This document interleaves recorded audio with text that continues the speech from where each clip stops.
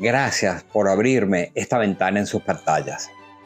Hasta hace pocos años, el mundo estaba convencido de que las reservas mundiales de petróleo eran limitadas y de que el descubrimiento de nuevas reservas crecería a un ritmo cada vez menor. Esto se conoció como la curva de Hoover.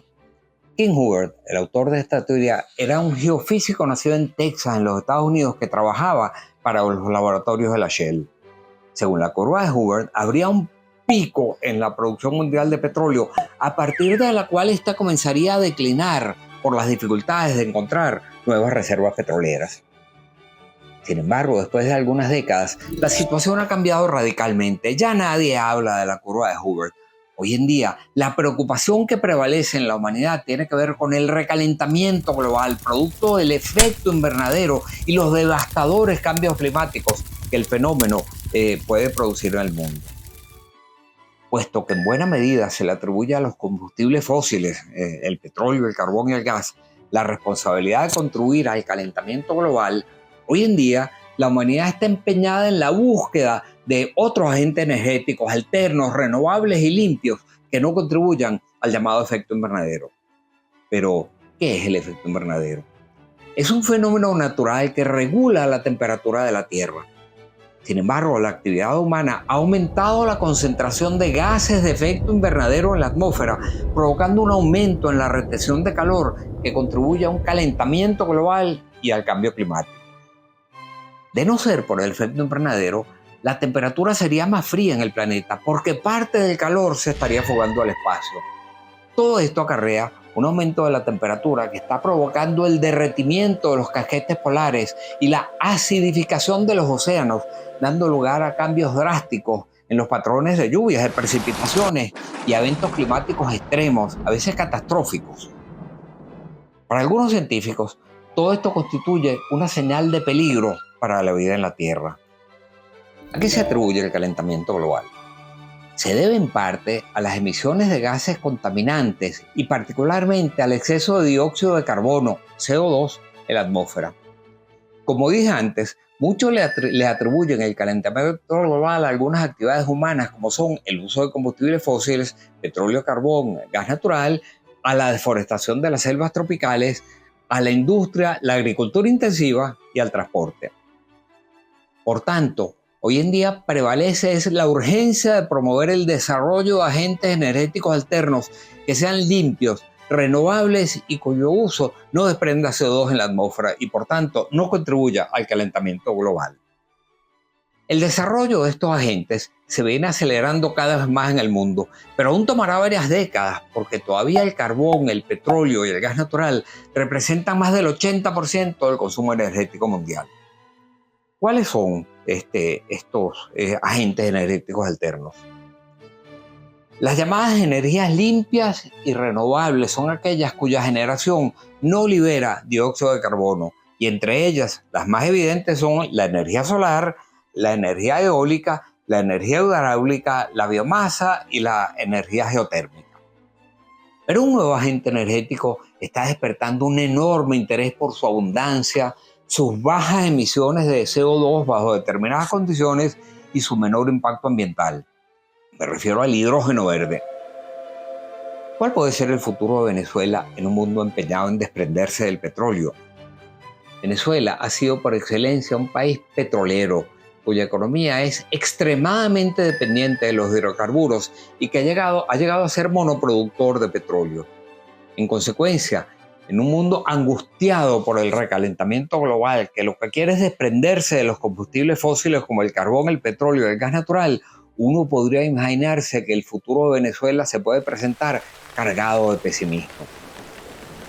Pareciera que el país perdió su última oportunidad, que no escuchó los consejos de Arturo Uslar Pietri, que no cesaba de insistir en la necesidad de sembrar el petróleo para diversificar la economía y hacerla menos dependiente del petróleo. Y que al final el punto de vista que prevaleció fue el de Juan Pablo Párez Alfonso, quien pregonaba que el petróleo terminaría por convertirse en el excremento del diablo. Ciertamente, a primera vista, la situación actual luce francamente desesperanzadora. Sin embargo, a pesar de todo lo anterior, A Venezuela se presenta una oportunidad única de retomar el rumbo de crecimiento y de devolverle el futuro a su población. Venezuela es y seguirá siendo un país energético por excelencia. No es concebible la vida en el planeta como la conocemos si no disponemos de energía. Es un elemento fundamental para mantener el nivel de vida de la humanidad.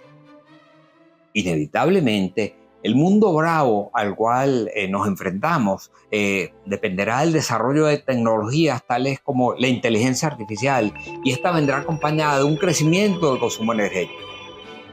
Pero tendrá que tratarse de formas de energía que no contribuyan precisamente al calentamiento global al cual me estoy refiriendo. Irónicamente, a Venezuela, país petrolero por definición, por excelencia, se le presentarán oportunidades extraordinarias precisamente en torno a su enorme potencial energético.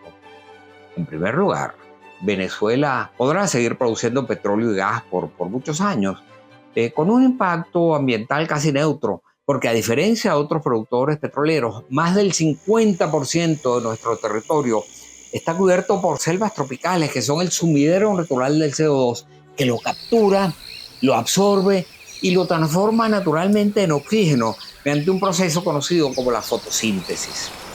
Es el CO2 el alimento de las selvas tropicales y de la vegetación.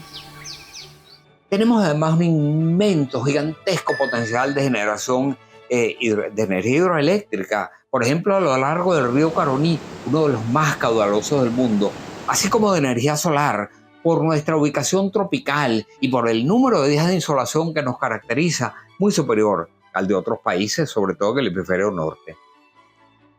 La energía eólica es la que nos puede proporcionar el viento y es otra posibilidad que está abierta a nuestra disposición.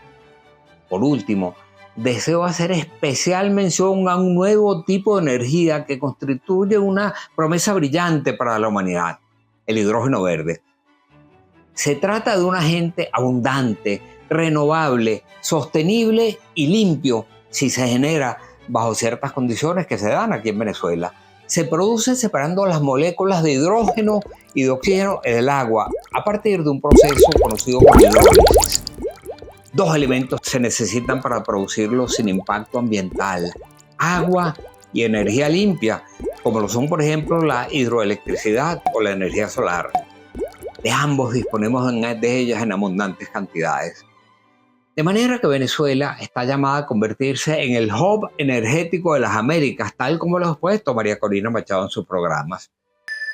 En mis próximas presentaciones, quiero abrir ante ustedes una ventana hacia el futuro, de un futuro que está a nuestro alcance, que no es ninguna utopía.